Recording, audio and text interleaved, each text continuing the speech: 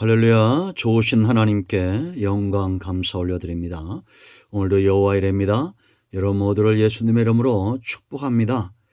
주님과 동행하는 이 한날이 우리 모두에겐 큰 은혜가 되고 깨달음의 시간이 될 것입니다. 자, 오늘은 시편 119편 65절부터 72절 말씀까지 묵상합니다. 기도하겠습니다. 영광 받기 합당하신 하나님, 영광 감사 올려드립니다. 주의 보혈을 의지합니다. 우리의 모든 죄와 허물을 사하시고 주의 이름을 의지하여 간구하고 삶을 살기 원하는 모든 죄 백성들 가운데 하나님의 선하심과 인자하심으로 그 뜻을 보여주시기를 원합니다. 오늘 하루도 우리가 하나님께 매이고 말씀에 붙들림 받아 살게 하옵소서. 이 시간 말씀을 들을 때 악한 사단이 틈타지 못하게 하시고 우리의 눈과 마음과 귀를 열어주시기를 원합니다. 정을 낮추시고 겸손하게 하시고 오직 마음에 말씀에 도구만 되게 하옵소서. 예수님의 이름으로 사모하며 기도합니다. 아멘. 65절부터 72절까지 꼭 말씀을 듣고 묵상하시고요. 자, 71절 말씀 보겠습니다. 고난 당하는 것이 내게 유익이라 이로 말미암아 내가 주의 율례들을 배우게 되었나이다. 주의 입의 법이 내게는 천천 금은보다 좋으니이다. 아멘. 여러분, 고난 당하는 것이 유익이다. 우리가 이런 말들을 많이 합니다. 세상 사람들은 이해하지 못하는 거죠. 세상에서는 고난이 오거나 고통스러운 환경이 오면 그것을 저주라고 말합니다. 그런데 왜 성도는 고난이 유익하다, 오늘 시편 기자가 고난당하는 것이 내게 유익이다 이런 말들을 할까요? 중요한 세 가지 이유가 있습니다. 첫째는 65절을 보세요. 여호와여 주의 말씀대로 주의 종을 선대하셨나이다. 선대하셨다, 돌보셨다, 인도하셨다, 복을 주셨다, 여러 가지 하나님의 선하신 손길로 그를 돌보셨다라는 겁니다. 그래서 고난이 유익인 겁니다. 여러분, 이 말은 고난의 현장에 절대 고난만 있지 않고 하나님이 그 가운데 함께 하신다. 사드락과 메삭과 아벳느고 보세요. 풀무불 속에서 주님이 함께 하셨습니다. 그들은 주님이 함께함을 봤어요. 그러므로 왕의 명령을 거역한 겁니다. 왕의 신상에 절하지 않아도, 우리가 풀무불 속에 떨어진다 할지라도 하나님이 건지실 것이다. 그러나 그리 아니하실지라도 우리는 왕의 신상에 절할 수 없습니다 라고 말했던, 느부갓네살 왕의 명령을 거역했던 사드락과 메삭과 아벳느고입니다. 여러분, 홍해 앞에 보세요. 온 민족, 온 나라가 홍해만 바라보고 원망하고 불평할 때 출애굽기 14장 13절 14절에 모세는 어떻게 고백합니까? 너희는 가만히 있으라는 겁니다. 여호와께서 너희를 위하여 일하신다는 겁니다. 싸우실 거라는 거예요. 구원을 베푸실 거라는 겁니다. 왜? 하나님이 함께 하신 것을 본 거예요. 그의 체험이 있지 않았습니까? 그러므로 여러분, 하나님은 광야에서 이스라엘을 떠난 적이 없습니다. 이러한 손길을 느끼고 깨닫는 자, 이제는 어떻겠습니까? 하나님을 의지하겠죠. 그래서 66절, 내가 주의 계명들을 믿었다라고 말합니다. 의지한 거예요. 좋은 명철과 지식을 내게 가르치소서. 아멘. 지금도 하나님은 우리와 함께 하십니다. 보세요, 들으세요, 느끼게 해달라고, 보게 해달라고 사모하세요. 우리가 정말 간구해야 될 때는 어떤 기도의 응답들이 아닙니다. 하나님이 우리와 함께 하신다라는 것을 깨닫는 것입니다. 그것을 보기 원하는 것입니다.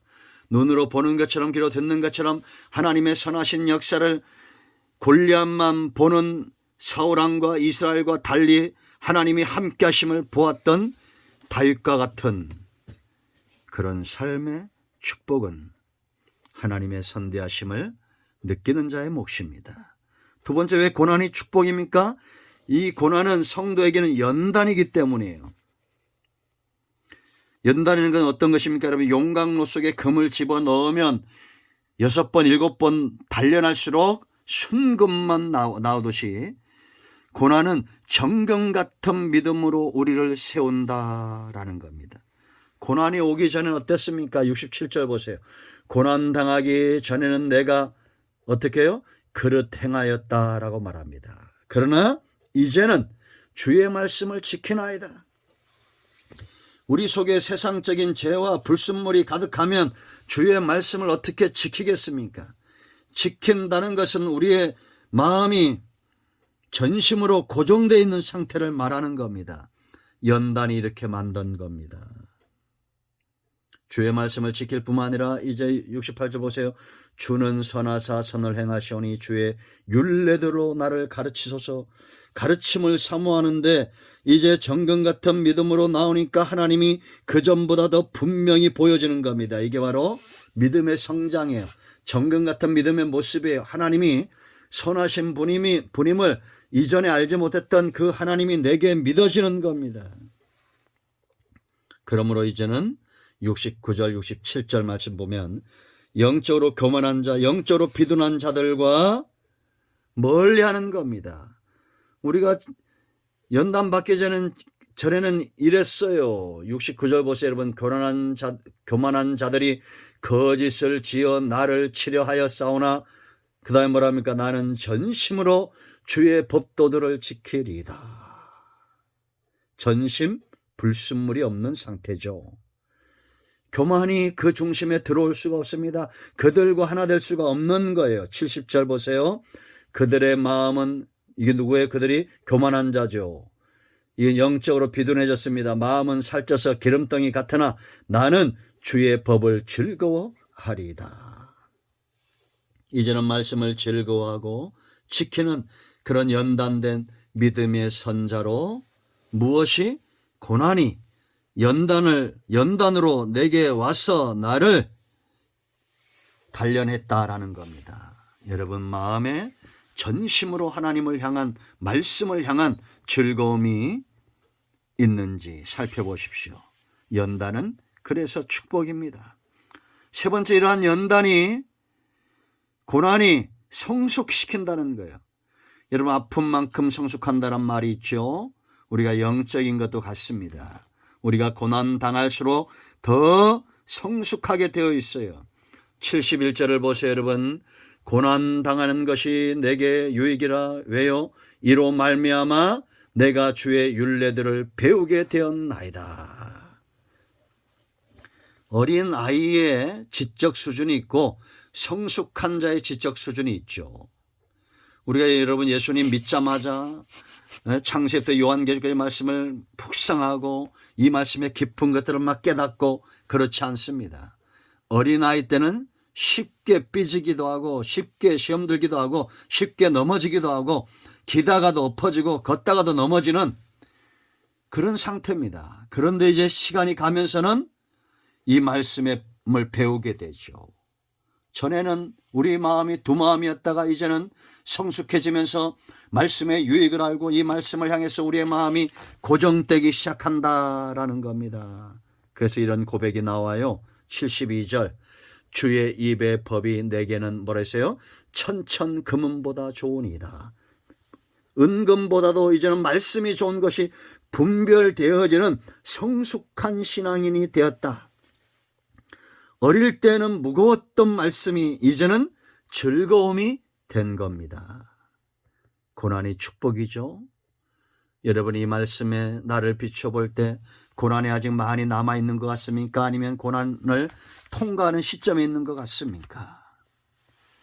여러분들이 사람과 환경 때문에 흔들리지 않고 그 속에서 여호와의 선대하심이 보인다면 이 고난이 연단이고 이제는 그릇 행하지 않고 말씀을 사모하고 지키고 영적으로 비둔해지지 않는다면 이제는 천천의 금보다 세상의 그 무엇보다 하나님의 말씀이 좋아지고 있다면 연단의 끝이 보이는 겁니다.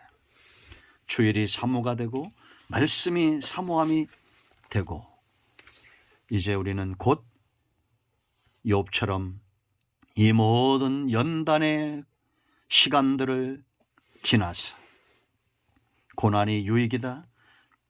욥기 40장 5절인 대로 내가 전에는 죽게 대하여 귀로 듣기만 하였사온데 이제는 눈으로 봅니다. 눈으로 보는 신앙, 정금 같은 믿음의 신앙으로 눈이 떠지게 될 것입니다. 고난은 성도에게만 축복입니다. 기도합니다. 예수님의 이름을 의지하여 기도합니다. 이 말씀대로 되게 하옵소서.